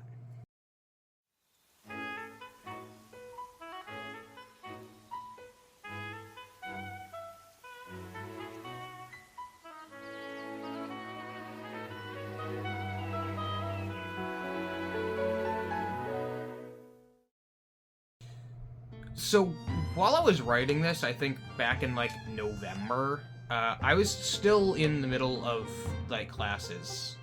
And my family and I, had just gone skydiving a few days before, and I dressed up as Link to go and do it, because I thought it would be funny, and I was right, it was. And I think I told my parents that I was gonna go get dressed up as Link again for my last English class, but I don't remember. I think that, yeah, no, that's what was happening. It's a little fuzzy. I was getting up for my English class, and it was 6 in the morning, on a Thursday, and I get up at 6 so that I can leave the house at 7:30 to get to my class at 8. And I'm always tired, because I always go to bed at 2 a.m. So my alarm goes off, and I wake up. I'm not, like, getting out of bed, but I'm awake, and I'm laying there. And so my dad comes in, and I don't know what prompted this at all, but it scarred me. And now you have to hear it too. So, fuck you. I don't know. So he comes into my room, number one, to make sure that I'm awake, and number two, to do the unspeakable act. He says to me, and I quote, because I wrote it down, after he said it, I wrote it down that morning. So he said, and I quote, "Hey Jake, you know how you had a lot of trouble in school growing up? Well, I thought that since you like dressing up as Zelda," I don't dress up as Zelda, "we should have sent you to a Zelda school." And I'm just laying there thinking to myself, like, what is that? Is that a thing? What's Zelda school? And then he says, where you have this many Zeldas and this many Zeldas, and then you put them together and you get this many Zeldas. And I'm just thinking in my head, that's not a thing. That's not funny at all. And so then I sat up and I said, that's not funny at all. And then he said, well, I thought it was funny. And then he left. And he went on with his day. Like, it was like everything was normal. Like, he just went on with his day. He went to work. And he just, like, he just went about the rest of his day. Who does that? Who does that? And so as I was leaving the house, I distinctly remember putting on my boots, so that I was dressing as Link, to go to my last English class, and my mom was still home before she went to work. And I was like, what was up with that Zelda school thing? And she was like, I thought it was funny. And I'm like, no, it wasn't. She's like, I thought it was. And then she went to work, and I went to class, and then I went to IHOP after class. But, like, It was crazy, though. Why would they do that? Also, my mom thought it was a bad idea to go to school dressed as Link when it wasn't Halloween, and I told her that she was wrong, and everybody loved the outfit. It's the second time that I wore it to class. Actually, a third time, because I wore it to a different class also. And I'll probably do it again. But yeah, no, everybody loved it, and somebody in the office told me to tell my mom that everybody thought it was awesome, and she was wrong. But again, I'm just like, I don't know why my dad said that I dress up as Zelda. He knows the difference between Link and Zelda. I talk about this series all the time. It's one of my special interests. I'm yapping about it like 24/7. Specifically, this video. I've been yapping about this since September. So, yeah, I don't know. Now you have to live with it too. But yeah, that's the story. If you made it this far in the video, if you made it this far in the video, which I don't know why you would, you don't care about The Legend of Zelda, I don't know why you're watching this, please text me Zelda School so that I know that you made it this far in the video. Thank you, parents. Let's move on.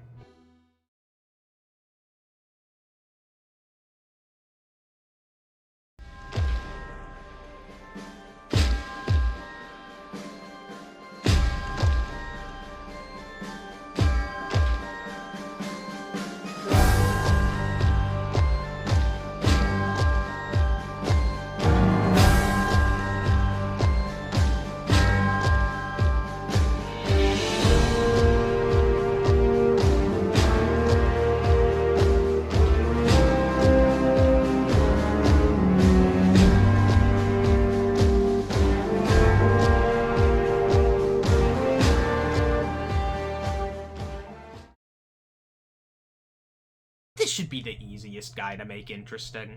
Ganondorf is objectively one of the most identifiable characters in The Legend of Zelda. Next to Link and Zelda, it's probably him, Tingle, and Beetle.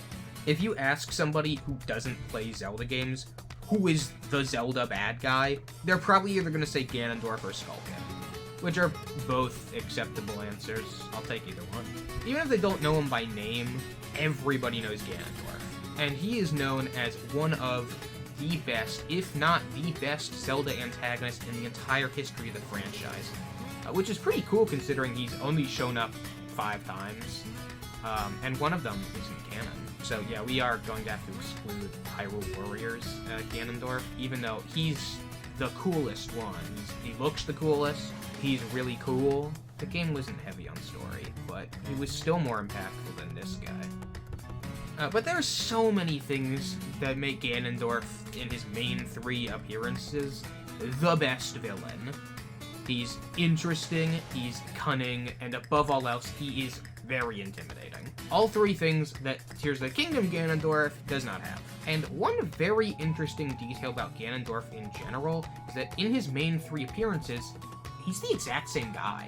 I don't mean that in the sense that, like, Link and Zelda are the same people, because Link is a reincarnation. You know, he's reborn over and over again. And every Zelda is just a descendant of the previous Zelda. Like, it's not the same spirit, she's not reincarnated.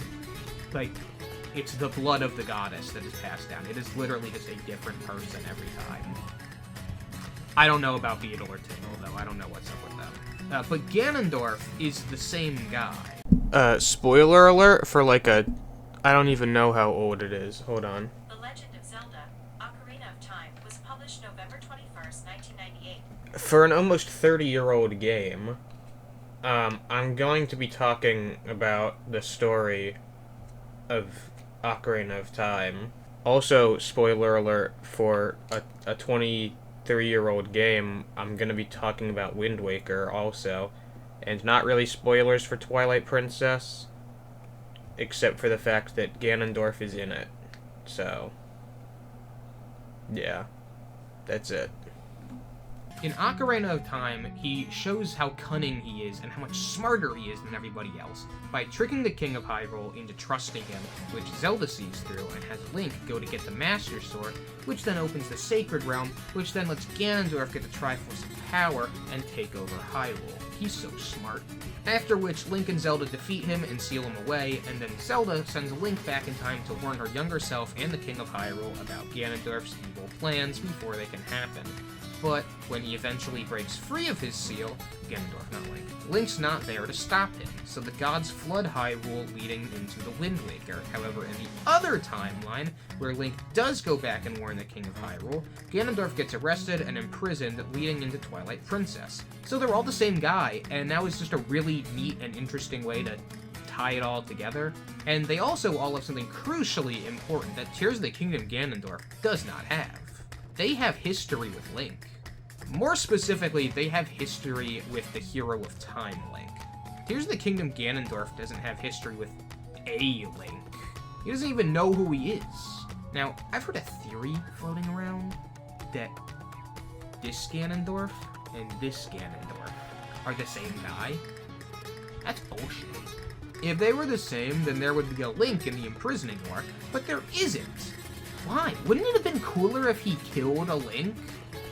That would have been awesome, but he didn't. Link and Ganondorf have never even met before. Ganondorf has not met a Link, and he only ever talks about Link in reference to Rauru. He says, "You're the hero Rauru spoke of," or "Perhaps there's more to you than the gift Rauru left you." And that's it. There's the only times he, directly addresses you like that. Or just kind of in general. And then he's like, "You're gonna die." Stuff like that. I don't know. He doesn't talk to you very much. Overall, he's just lacking in all three of those factors I mentioned earlier. I listed the things that make a good Ganondorf. He's not interesting. He's not really cunning at all. He's really not that intimidating. He's a little intimidating, but, not to the same extent. He looks really cool. I love his design, but that's just because I'm a sucker for samurais, and he is a samurai, or he looks like a samurai. He embodies nothing that makes him a samurai, so I really don't know why he is one, but he looks really cool. It's my favorite design for any Ganondorf. It's not the best one, but it's my favorite. I also I love his Demon King design. It looks like Demise without just being Demise. It's got a good balance there. I really like it. And for what it's worth, I do kind of enjoy the final boss. I like that his health bar gets really long. It's not the worst boss fight I've ever played in a game. I don't know what is. But, it's fine, I guess. It doesn't have the presence of Calamity Ganon, but it's okay. And the Demon Dragon is fantastic. Like I said, that's my favorite part of the game. But, in terms of who he is, as a character or as a person, there's nothing. I don't know. The thing is, Ganondorf has roughly, 30 minutes of screen time, which is crazy, because it does not feel like that. That, includes all the memories, though. So, I don't know, he probably has, maybe 5 minutes in, not the memories, if even. And that's crazy, because, you can miss the memories. So, you can miss most of his screen time, which doesn't detract from his character, because he doesn't have one. But, he has so much more screen time than Voss. And Voss is such a good character. I haven't even played Far Cry, and I know Voss. He's awesome. He only has, 8 minutes. And everybody knows Voss. Well, not everybody. My parents don't. But Ganondorf just sucks in this game. Nothing that he does has any weight behind it. He's not, like I said, not that intimidating. He has no backstory, his plans are stupid. I mean, seriously, if he wanted to prevent Link and his friends from getting the Secret Stones, why would he attack their locations and draw attention to it? I know from a gameplay perspective, you have to go there and play the game. But from a storytelling perspective, why did he do that? He screwed himself. But like I said in the Age of Imprisonment section, we don't learn anything new about him. Now, people are going to rush to his defense and say, no, we learned a lot about him, look at him, but that is simply untrue. we had one line about him, but just not even about him. It's about the Gerudo in general. And it's just Rauru saying that the Gerudo have been encroaching on Hylian land in search of more fertile lands. Because they live in a fucking desert. That's it. That's his whole backstory. But that's not his backstory. That's Ocarina of Time Ganondorf's backstory. This is not the same guy. But they didn't care to make him any different because they just were like, let's rip off our own guy. And that's what they did. They can't even come up with an original guy. It's the same guy, but he's not even cool this time. And he's a different guy, but he's the same. It sucks because the other versions of Ganondorf are really, really cool. Like, but you know, they ripped him off. They did the throne room scene. That's kind of it, really. And then they gave him the same they kind of gave him the same backstory. But like, the Ocarina of Time Ganondorf turned into such a cool character. He is a cool character, and he turned into the Wind Waker Ganondorf, which, what he lacks in a hairline, he makes up for in being the best written version of Ganondorf at all. At least favorite design, but he's so cool. Like, he just has the best dialogue. Let me read this to you. My country lay within a vast desert. When the sun rose into the sky, a burning wind punished my lands, searing the world. And when the moon climbed into the dark of night, a frigid gale pierced our homes. No matter when it came, the wind carried the same thing: death. But the winds that blew across the green fields of Hyrule brought something other than suffering and ruin. I coveted that wind, I suppose. It's just so good! And I like Twilight Princess Ganondorf. I just don't really have a whole lot to say about him. He's not the main antagonist of the game. But I wanted this Ganondorf, I wanted Tears of the Kingdom Ganondorf to be on the same level as them, or be them. But he's not. He's not on their level. He's not them. And if he's not on their level and he somehow was them, I would have been pissed. I'm already pissed. Because he's nothing. He says nothing about him in Tears of the Kingdom. I don't know who he is. What are his hopes and dreams? His motivation? Anything. Actually, I do know his hopes and dreams. He wants a Sacred Stone? And to be the Demon King? And he wants to destroy Hyrule. But his motivation? I don't know. And despite what anybody says, they don't know either. I was so hoping, but not expecting Age of Imprisonment to give him a backstory, and they didn't. They alluded to the fact that he's the exact same guy as Ocarina of Time, but not as interesting, and, you know, with the inclusion of his moms, Koume and Kotake, it's obvious. I mean, they look really cool, though. I much prefer their designs in Age of Imprisonment than Ocarina of Time.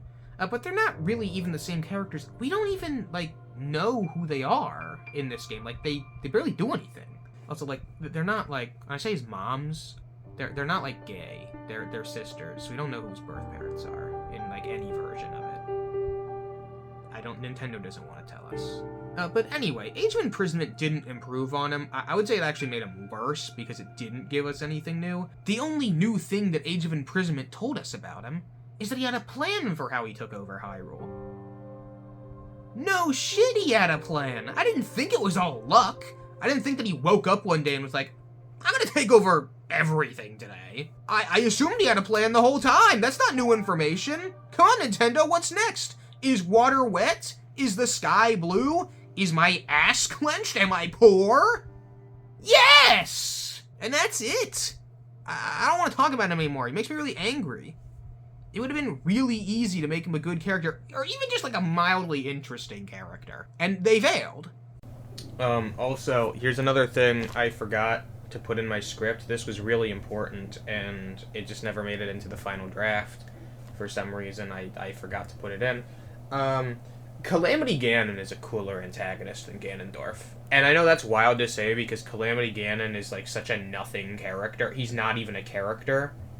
Like like when you look at it, Calamity Ganon looks much more like is much more of like a plot device than Ganondorf is. But I feel like Calamity Ganon has more of a personality.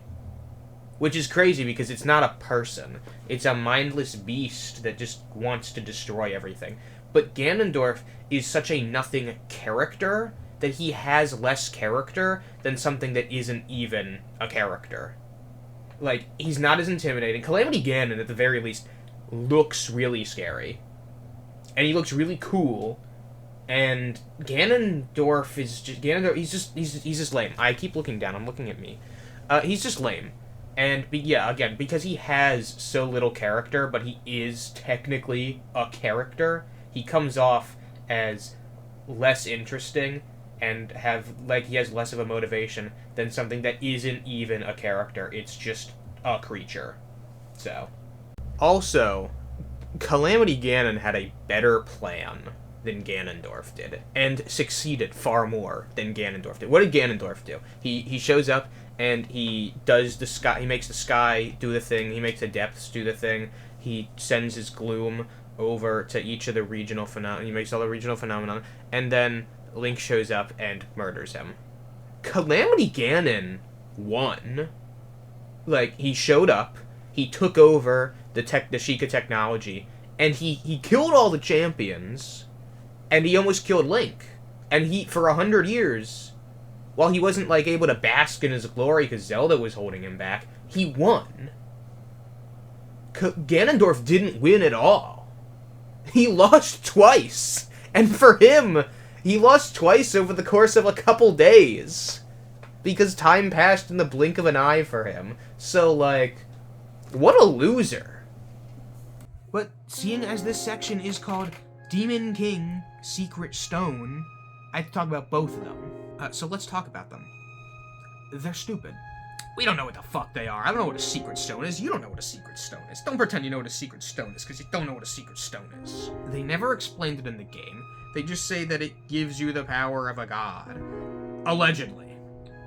So, I'm headcanoning that if it gives you the power of a god, then my headcanon is that it's the secret stones are the 3 golden goddesses' kidney stones. And there's nothing in the story that disproves this theory. They're stones, they have godlike power, it all checks out in my opinion. But even more importantly than that, I found something in Tears of the Kingdom that is truly disturbing. So all 5 sages have a secret stone, which, excluding Minoru, all 4 of them got from their ancestors, and obviously she still has hers. Ganondorf killed Sonia and took hers, and Rauru had his, which was on him when he sealed Ganondorf, and then Zelda got it in the present and took it back in time, and then she ate it.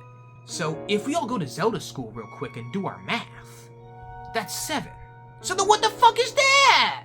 What is this? Why is it here? I mean, I was just playing through the game at 11 o'clock, trying to finish before midnight so I could get off the Great Sky Island and use my Zelda amiibos to get actually good gear. And then I saw this monstrosity! Like, what is this? Why is it here? This is a completely different rendered cutscene than the rest of the Sage cutscenes. This one is not a copy and paste, so I don't know why there's a secret stone in this one. It's not Zelda's, she ate hers. It's not Link's, he doesn't fucking have one. So who the fuck does it belong to? This is just another case of the game devs not even caring to keep up their own continuity. I don't know who that belongs to. You don't know who that belongs to. I don't think it belongs to anybody. I think they put that there and then they forgot about it and then they released the fucking game. Idiots.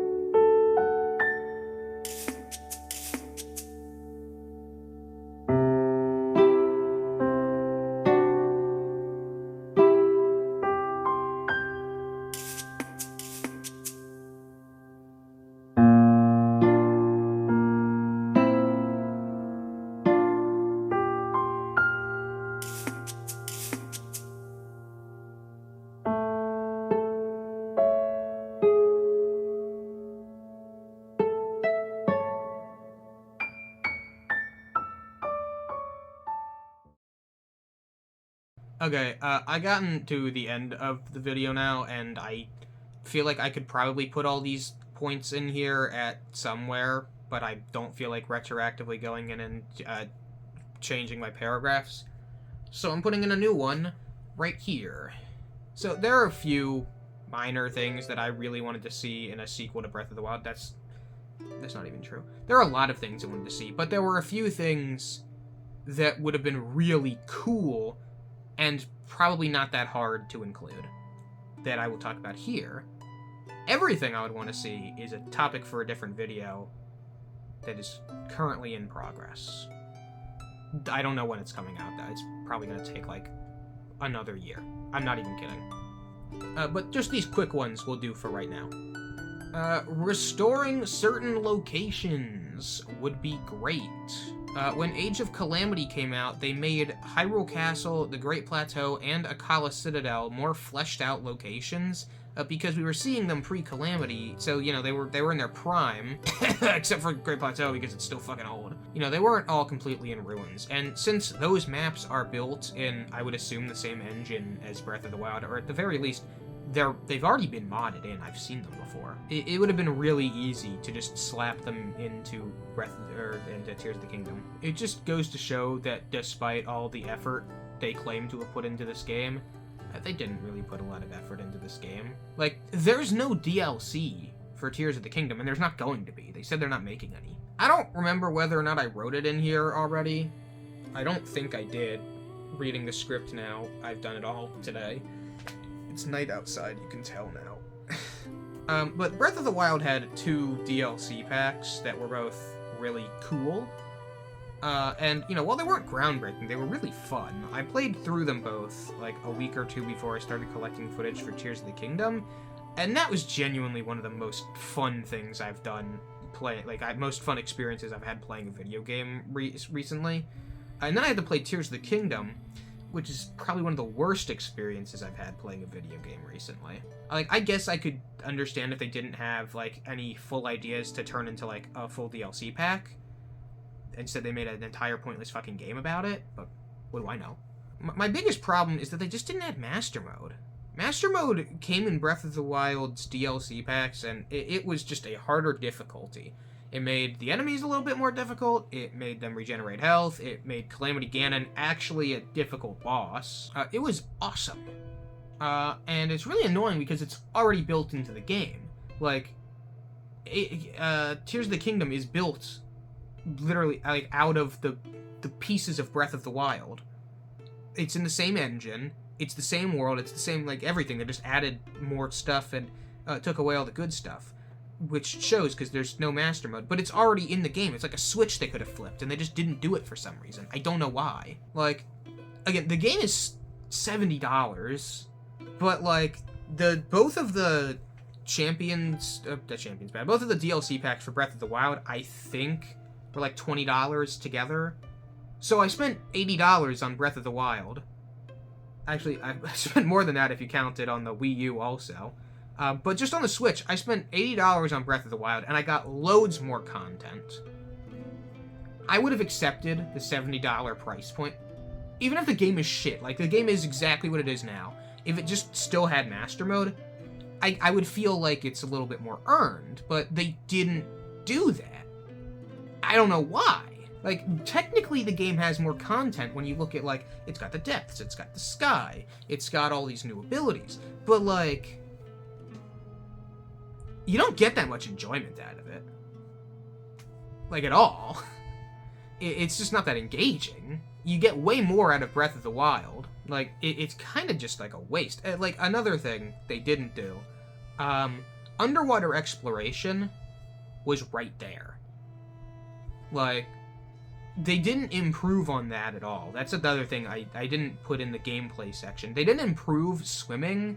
They made swimming worse, because you can't use Cryonis now to, like, get across large bodies of water. You have to build something, which is, like, just kind of annoying. If I just want to get across, like, a lake or something, and then I gotta build some shit, I don't want to do that. I just want to, like, I don't want to make an ice bridge either, but I'd rather do that. But it's just really inconvenient. So, like, you're either making ice blocks, or you're swimming really slowly like a dumbass. Oh, fuck.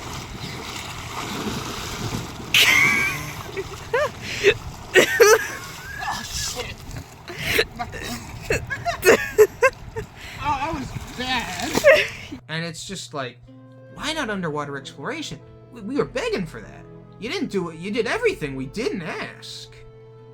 And they got rid of Link's sexy Gerudo outfit.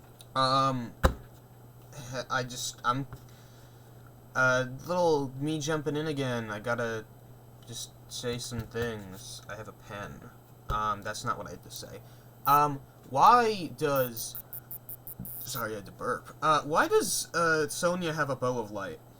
She has time powers, so she shouldn't have a bow of light. And don't say, oh, because Zelda, she's related to Zelda. So Zelda has light powers and time powers, so it makes sense. If she has the light powers, she has the bow of light. But Sonia only has time powers, even though it makes more sense for her to have light powers and not Rauru. Whatever, she has the light, or the time powers, so she should have a bow of time or something. But she shoots beams of energy, she shoots laser beams with Rauru, and she has a bow of light. She does not have time power. I'm sorry. She doesn't have time powers. I hate to break it to you. She has light powers. I don't know what else to tell you about. I had another thing I was gonna say. In the beginning of the game, you do the three shrines with the powers that Rauru gives you, and then you do the 4th shrine with Rewind, which is the power Zelda gives you. So why is there a shrine for Rewind? That doesn't make sense. Now, I know it doesn't, I said earlier, it doesn't make sense for there to be any shrines with puzzles, because they're not meant as challenges for the hero. They're meant as just to purify the light, so there shouldn't be any puzzles. But specifically, even if it made sense for there to be puzzles in them, Rewind isn't the power that Rauru gave you. It's the power Zelda gave you, so he couldn't have made a trial for that. So it doesn't make any sense. None of this makes any fucking sense. I hate Tears of the Kingdom. I hate it so much, and I wish that I didn't have to. But if they made a good game, I wouldn't have to hate it. But they made a really bad and not properly thought out game, so I'm forced to hate it. I am currently editing the Age of Imprisonment part of the video, so I still have like 40 minutes left to edit. Yippee. It is Valentine's Day, so you look really nice and pretty, and I would like to buy you a box of chocolates, but I don't get paid until Tuesday, so I can't. And also, I don't know where you live. But I really want to go get pizza with the boys. So I'd like to do that soon. But I'm stuck here editing, and they're baking right now, so they're not even hungry at the moment. So probably not gonna be doing that for like another 45 minutes. I don't know. Anyway, that's it. Fuck me. I gotta go keep working. Yay. And my last thing to talk about here, and like, I don't know how many people are actually gonna care about this one, but, well, there's no shrine on Shrine Island. Why is there no shrine on Shrine Island? Breath of the Wild had a shrine on Shrine Island, but Tears of the Kingdom doesn't have a shrine on Shrine fucking Island.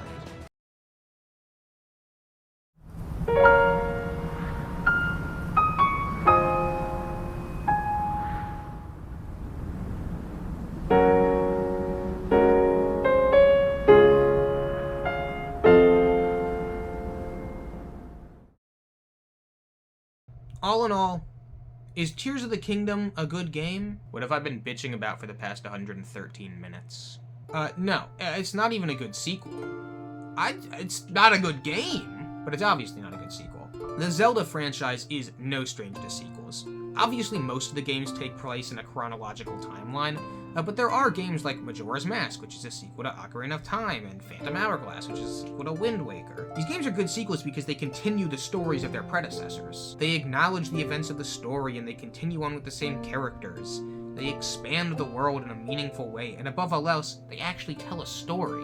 Did this one tell a story? What have I been bitching about for the past 114 minutes? Tears of the Kingdom didn't do any of these things. It didn't have any relation to the game that came before it. It doesn't expand the world in a meaningful way.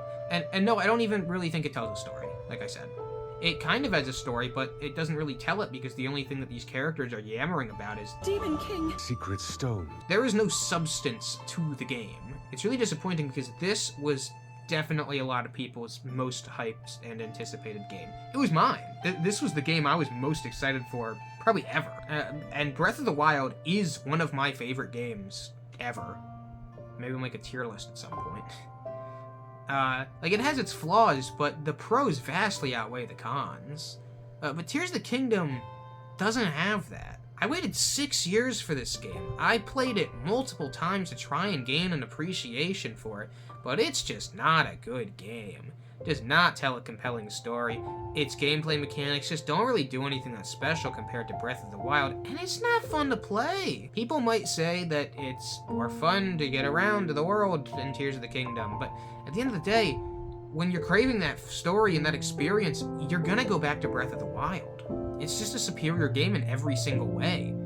Tears of the Kingdom does not expand upon anything put into Breath of the Wild, aside from on the technical side of how the game is literally built. Technically, it is a very impressive game. I have no idea how they got that thing to run on a Switch.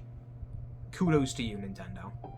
But in practice, it is a bland story that falls flat, gameplay mechanics that don't really do anything special, and a world that just isn't as innovative as they seem to think it is. It's not a real sequel, it's barely even a Zelda game. It has no regard for the lore of Zelda, or the lore of its predecessor, or even its predecessor. Not just its lore, but it doesn't even acknowledge it.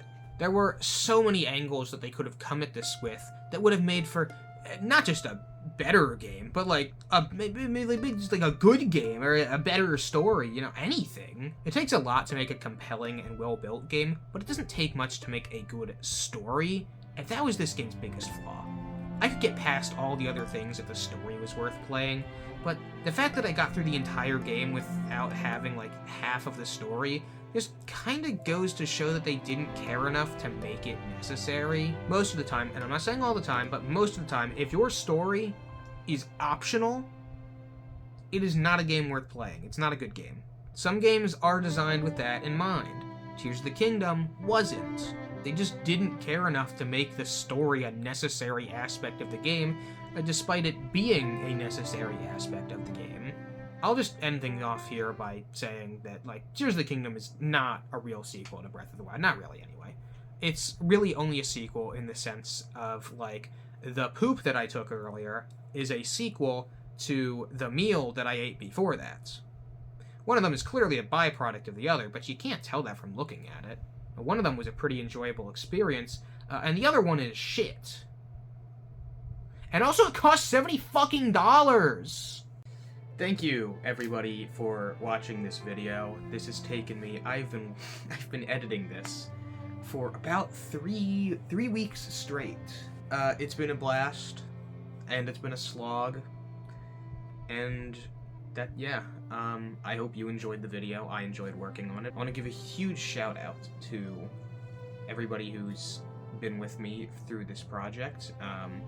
My brother, my friends, my friend Star, listened to me talk about this forever. My parents have been also listening to me talk about this since September, all of them. My professor, Professor Smith, helped me with, well, this was originally an essay I turned in for his class. It was just the section about the open world, though. I still had the rest of it, but I couldn't turn that in. Oh, who else do I thank? My friend Jody, also, for providing the voice of Zelda in the intro. I know you probably forgot, that was about 2 hours ago. But super thank you to you. Awesome. Who else am I thanking? My therapist, for also listening to me complain about this. Ooh. Do I thank other people? I think that's it. Oh, the biggest thanks. I very nearly forgot. Thank you to skittybitty. If it wasn't for your video on Tears of the Kingdom, I probably would not have made this video. Obviously yours is a big inspiration. I love it. I've watched it probably 3 times, and I'll probably watch it a 4th time. But yeah, that's that.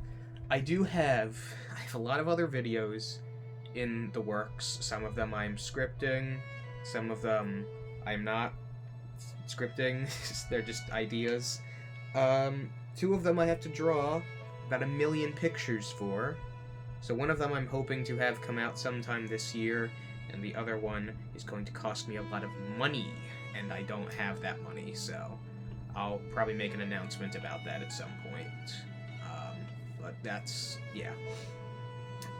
That's that. I will probably just have some smaller videos during the year. I would like to do... What do I want to say? What do I want to try and commit to? I want to say I want to try and do four more videos this year, at least. And I know that's not a lot, but I don't upload that often already, so that's what I'm going to shoot for. Like the one big one maybe at the end of the year that I have to draw a lot for, and then just a couple of smaller videos that I want to do. That's what I'm going to try to shoot for. If I don't, I don't. But here's to hoping. Anyway, but yeah, that is all. Don't forget to leave a like, comment, and subscribe if you enjoyed the video. And if you didn't enjoy the video, hit that dislike button. And if you really didn't like the video, then hit that dislike button a second time so that I know how much you really didn't like the video. That is all. Leave a comment telling me how much you wish you could banish me to the depths, and obviously I don't have a paraglider, so I would die of fall damage, and if I did somehow survive, I don't have Ascend, so I would be trapped down there. And join me in my next video, where I don't know, kill the Demon King to get a secret stone. And then I will eat it. But instead of turning into a dragon, I'll just turn into a bigger Jacob. Bye-bye. Whoa, not so fast. What do you want? I had to suffer through this entire video. You don't just get to end it here like that. I've had to suffer through this whole video too. Who do you think just edited it? And I had to play the whole game. And I had to watch all the footage for Age of Imprisonment. Twice! Nah, man, I'm sending you back to the beginning. Where'd you get that? Doesn't matter. Oh, come on, man. Can't you do something else? Can we talk about this? Nah, man, you're about to meet a terrible fate. Oh, man.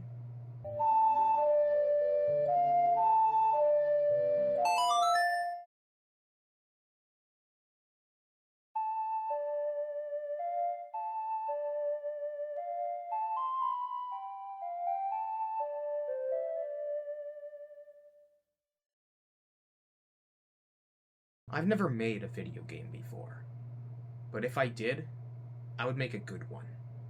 Wait a minute.